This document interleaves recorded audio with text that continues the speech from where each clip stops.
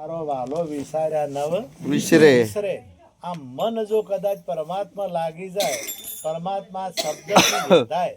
આ મન શેનાથી વેધાય? શબ્દથી. અને શબ્દ મળે, શબ્દ સદગુરુ વિના, શબ્દ વિના સુરતા ઓધળી.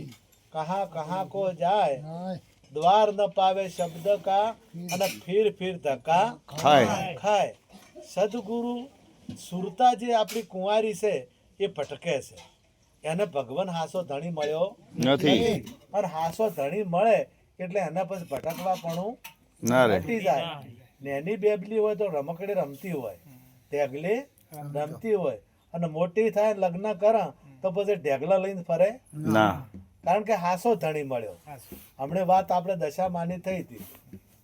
જો કદાચ આપણે દશામાની મૂર્તિ ઘેર લાવી, હવે એ મૂર્તિને આપણે હાસુકલ દશામાં માન્યા હોય તો થોડાક દાડા છે દશામાં કાઢા. આપણું નાનું છોકરું હોય, કાળું હોય, કુબડું હોય, તો એ દશામાં છે. કદાચ બોબડું હોય, કદાચ ખોડ ખોપણ વાળું હોય તો આપણે છોકરું નોશામાં છે, કારણ કે એને હાસું મોન્યું છે, એને હાસું મોન્યું છે. પણ પેલાને આપણે જૂઠું મોન્યું જ છે, લાયું ને તે દાડે જ. કે હમણાં મને 10 દાડા શા, 10 દાડે પથરાઈ આવો. પેલા આપણે જન્માષ્ટમી કોંદડો કરતા, આજે તળાવની માટી લઈ અને તળાવની માટીને પછી બનાવે કોંદડો જન્મ, અને પછી રમે, થોડાક દાડા રમે, અને પછી નોશાવે હતા નહીં. જો એને કોંદડો હાસો મોન્યો હોય તો નોશાવે એ તારે ગાત બયું એ ટાઈમે સમજવા જેવી વાત છે. પોમરીના શેડે હોવન ખાર રે, બે લોકોના જીમા પોમરીનો શેડો, પોમરીનો પીળો શેડો, પોમરી હોજી રે. આ બેનો જે જૂના છે ને ખબર હશે, ગાતા ના. પોમરીનો પીળો સમજાય છે? આ શું કહે છે? આ પોમરીનો શેડો ચિયો, અને આ પોમરી ચી. પોમરીનો પીળો શેડો મેલો કોનાજી મારી પોમરીનો.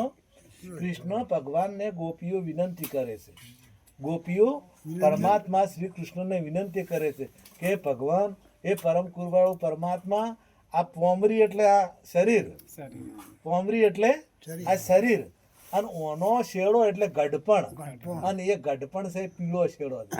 આપણે ગઢનું થાય એટલે શું કહેવાય? તો પીળું પોન થઈ કહેશે ને આપણે કે પીળું પોન છે આ, હવે તો પીળું. એટલે પોમરીનો પીળો શેડો એ ગઢપણ છે, એ શેડો છે. અને એને કીધું છે એટલે ગોપીઓ ભગવાનને વિનંતી કરે છે કે આ શેડો ના આવે તો સારું. સારું, આ શેડો ના આવે તો. આ ગાવાનો મતલબ, અને આ વિવામાં હમણાં મેં ઊણ વાપર્યું હતું. મેં તો ઉગતો હુરજ પૂજો બેડલીએ રંગ લાગ્યો, મેં તો માગ્યા એમાં મળ્યા બેડલીએ રંગ લાગ્યો. મેં તો માગે માને બાપ, બેડલીએ રંગ લાગ્યો. રંગ લાગ્યો. કે મેં તો ઉગતો હુરજ પૂજ્યો. ઉગતો હુરજ એટલે શું? ઉગતો હુરજ એટલે પેલો શું હુરજ દે તમે ઉગતો પૂજો ને તો તમારા વિટામિન ડી ની ઉણપ ના રહે. હવારમાં તમે નહીં ધોઈ અને તડકો હવારનો લ્યો ને તો જે ડી ની ઉણપ, જે ડી ની ગોળીઓ લેવી પડે ને કદી લેવી પડે ના. એ ઉણપ તમને હવારનો તડકો લેવાથી ઘણા બધા રોગો ઓછા હોય. અને બીજો એનો અર્થ થાય, આપણે ભજન ગસ, મારે સોના સરીકો સૂરજ ઉગીયો. એ છે ને શું આખી પહેલી લીટી શું છે એની? હું તો થાળ ભરું રે છે મોતી, મારા વાલાને વધારે જવું, મારા ગુરુને વધારે જવું, મારે સોના સરીકો સૂરજ ઉગીયો. ઘટમાં વાજા અનહદનો બદલાવ્યો, મોય રામે રામે મરણુકાર, ઘટમાં રામે રામે મરણુકાર, મારો સોનાનો સરીકો સૂરજ ઉગીયો. ઉગતો સૂરજ એટલે જ્ઞાન, ઉગતો સૂરજ એટલે જ્ઞાન, અને એને સૂરજ કીધો. અને એને સોના સરીખો સૂરજ ઉગ્યો અને સૂરજ ઉગે ને સૂર્ય ઉગે ને એટલે પછી બધે અજવાળું થઈ જાય, પછી જે નતું દેખાતું એ પણ દેખાવા મોડે. સૂરજ ઉગે એટલે બધું જેમ સેમ દેખાય ને. રાતના બે વહુવારી જતા હતા અને વસમાં હાપ ભાલ્યો એટલે હું એને ચાલુ કર્યું. એ બેઠા બેઠા હે ગોગ મહારાજ, હે ગોગ મહારાજ, એ કે થાળી મોની ગોગની, પછી જે હતા બધા યાદ કર્યા પણ હાપ કહે ને. આ ઘણું બધું કોઈને રમાપીરને મોન્યા, કોઈને ગોગને યાદ કર્યા, એ બે ને બધા જેટલા દેવું હતા બધા યાદ કર્યા પણ હાફ ખસ્યો હવે પાછળ કોક સમજુ તમારા જેવો બત્તી લઈને આવતો હતો અને બત્તી લઈને આ કે શું છે એટલે હાફ પડ્યો છે, ખાતો નથી. અમે તો ઘણું બધું કર્યું પણ ખાતો નથી. બત્તી મારી જોયું તો દોરડું. હવે દોરડાનો હાફ થઈ ગયો હતો પણ ચાર દોરડાનો હાફ બટ્યો, ચારે અજવાળું છું. એટલે એમ આ જગત માં જ્યારે જ્ઞાનનો સૂરજ ઉગે એટલે જે પરમાત્મા છે એ પરમાત્મા નક્કી થાય. પરમાત્મા આ ઓખે દેખાય, આ ઓખે ભગવાન દેખાય, આત્માની ઓળખાણ થાય. એટલે ભજનમાં ગાયું, ઓયલ બેલા તમે ગુરુ ગમવાસી, હાથ આયા વિનાશી રે તમે ગુરુ ગમવાસી. આટલા ભવ તો અજાણમાં કાઢ્યા, સોધ્યા મથુરા ને કાશી રે તમે ગુરુ ગમવાસી. વેદ પુરાણના પંથ છે લોભા, થાકી તપાસી રે તમે ગુરુ ગમવાસી. જપ તપ કરત જોવામાં ના આયા, ના પામી પદ નિરાશી રે તમે ગુરુ ગમવાસી. વિવેક વિરાજીને શરણે રે આવી, સેવા સ્વીકારી છે ખાસી રે તમે ગુરુ ગમવાસી. સમજણ આવત સતમત ભાષો, સદા સો વચન વિલાસી રે તમે ગુરુ ગમવાસી. ઓયલ બેલા તમે ગુરુ ગમવાસી, હાથ આયા વિનાશી રે તમે ગુરુ ગમવાસી. અરજી કહે સત વચન સાચું, નથુરામની શીખ સાચી રે તમે ગુરુ ગમવાસી. ઓલ બેલા તમે ગુરુ ગમવાસી. ગુરુની ગમ ના આવે ત્યાર સુધી પરમાત્માની ખબર પડતી નથી. એટલે કીધું ગુરુ ગમના વાસી, હાથ આયા અવિનાશી. આમ તો કીધું કે પરમાત્માને હાથે પકડ્યા અને બાથમાં બધા પકડી લીધા છે બાથમાં. હવે આ પરમાત્મા તમારી પાસે છે, વ્યાપક છે. સતો મથુરા ગોતવા જા, કાશી ગોતવા જા, દ્વારકા ગોતવા જા, પણ કોઈ મેળ પડ્યો, કોઈને મેળ પડ્યો નથી. ફરીને થાચા પણ આ ભગવાન મળતો નથી. તમે તપ કરો તો તપથી પણ ભગવાન મળતો નથી, વ્રત કરો તો વ્રતથી પણ એના ફળ મળે.